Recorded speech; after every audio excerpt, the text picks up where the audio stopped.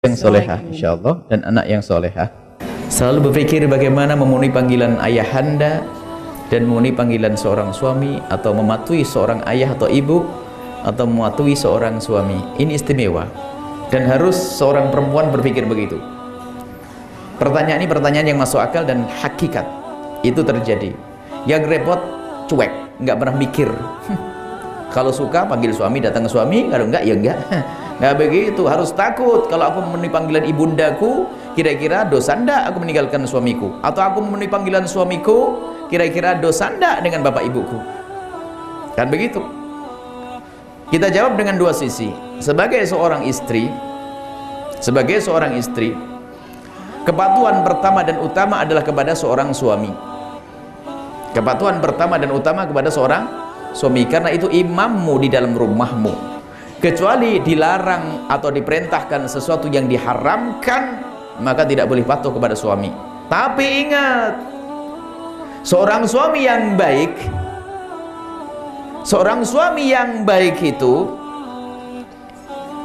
akan selalu memberikan kebebasan istrinya untuk melayani orang tuanya. Maka wahai para suami yang baik, katakan kepada istrimu, wahai istriku, kemanapun kau pergi, awas kau harus izin kepadaku, kecuali jika dipanggil oleh bapak ibumu. Wah, ini baru hebat. Ada suami yang kesalah dalam baca kitab Uqudul Lijan itu. Katanya kalau sudah diserahkan, kamu sudah diserahkan bapakmu kepadaku, maka kamu gak boleh ke rumah ibu bapakmu. Lah ini suami sakit. Ada salah baca. Nah, kalau suami istri ada keseimbangan begitu kan indah. Maka seorang istri tanya kepada suami yang baik, suamiku tercinta, mohon maaf, abah lagi sakit atau ibu lagi sakit, apakah kamu izinkan aku untuk urah ibu? Spontan. Bukan saja aku izinkan, perlu bantuan apa? Wah, kan indah gitu. Cuman naudzubillah ada. Maka nanti ini babnya masuk bab masalah berbakti pada orang tua, dan juga masuk bab keindahan rumah tangga. Ini selalu saya ulang-ulang.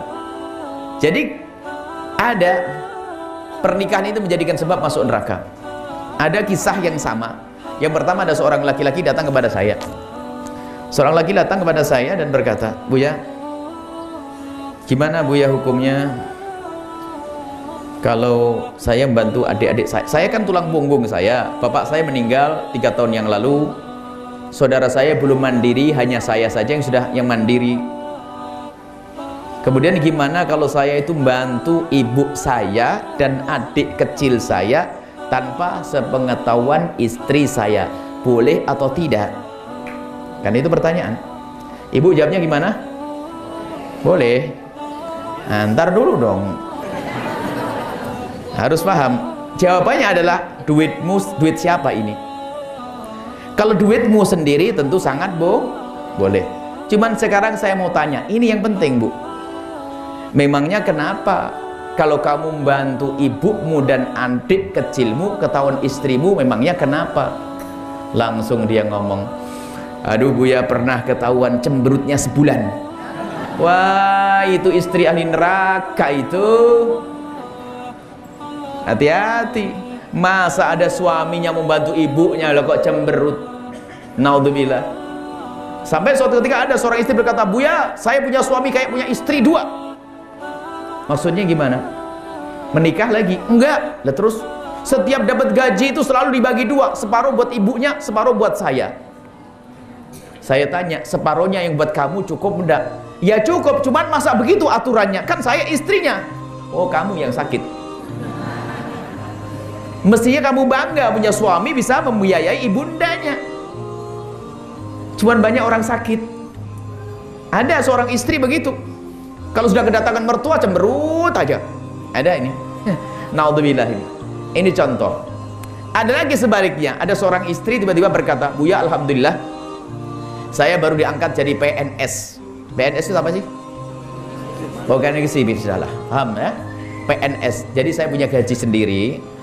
Kemudian saya itu dari uang saya ini, kalau saya berikan ibu saya boleh atau tidak? Saya berikan kepada bapak atau ibu saya tanpa sepengetahuan suami, boleh atau tidak? Boleh enggak? Boleh. Tadi jawabannya sama, asalkan duitmu sendiri, bukan duitnya sang suami. Cuman saya tidak butuh yang ini sudah sangat jelas. Cuman saya bertanya di balik ini semua, memangnya kalau suamimu tahu kalau kamu ngasih duit ibumu, kenapa? Langsung dia tuh sambil kebingungan, aduh Bu ya, pernah suatu ketika saya tahu stroke apa saya ngirim itu ketahuan, marahnya habis-habisan sampai ngancam cerai dan sebagainya. Oh, itu suami ahli neraka, berarti kamu salah pilih dulu tuh. Suami yang baik akan senang kalau punya istri senang membantu ibu bapaknya. Ini harus dipahami, maka ini belajar itu penting.